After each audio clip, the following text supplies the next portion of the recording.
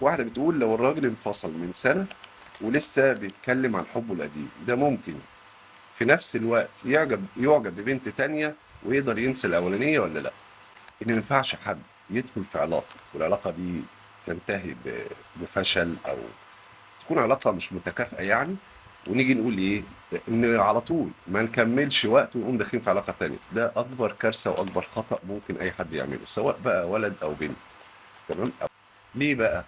علشان أنا دلوقتي بكون لسه خارج من علاقة تكون فشلت مثلا. طبعا بيكون أنا سواء في صدمة بقى نفسيا ومعنويا وكل حاجة، ما ببقاش مستعد أو مهيئ إن أنا تكون طاقتي أو مشاعري صادقة. فهبقى أكون كده زي إنسان متخبط يعني، هبقى عايز أي حد أترمي في حضنه علشان بس إيه، أنسى الحب أو التعلق الأولاني. هي دي المشكلة. تمام. كان بيتكلم دايما على الإنسان اللي كان عارفها الأول وبتاع، ده يدل إن هو إيه، متعلق بيها وهي في خياله دايما أو طول الوقت.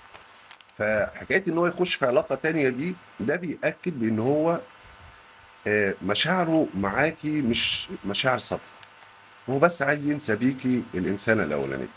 ده في المقام الأول. المشكلة إن هو دايما هيكون بيفكر في امبارح، مش هيفكر في بكرة، سواء معاكي أو مع غيرك.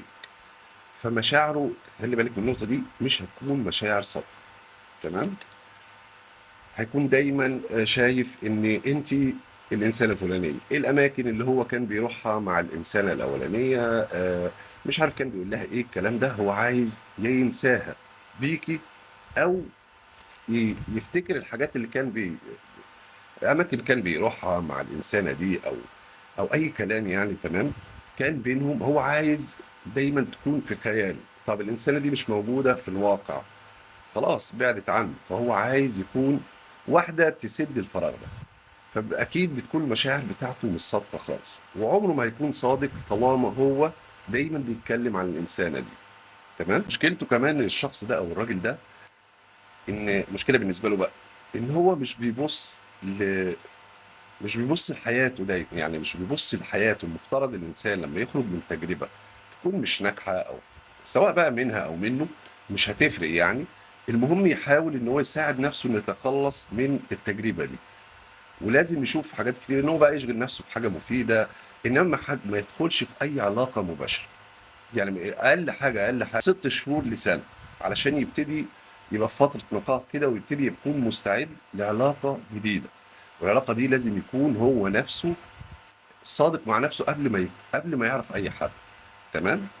فأنا بنصحك بإنك أنت طالما الشخص ده بيتكلم عن الإنسان دي طول الوقت ودايما في خياله، طب هو معاك ليه؟ واضحة زي الشمس. الشخص ده أو الراجل بيتكلم عن الإنسان دي طول الوقت ودايما في خياله، طب هو معاك ليه؟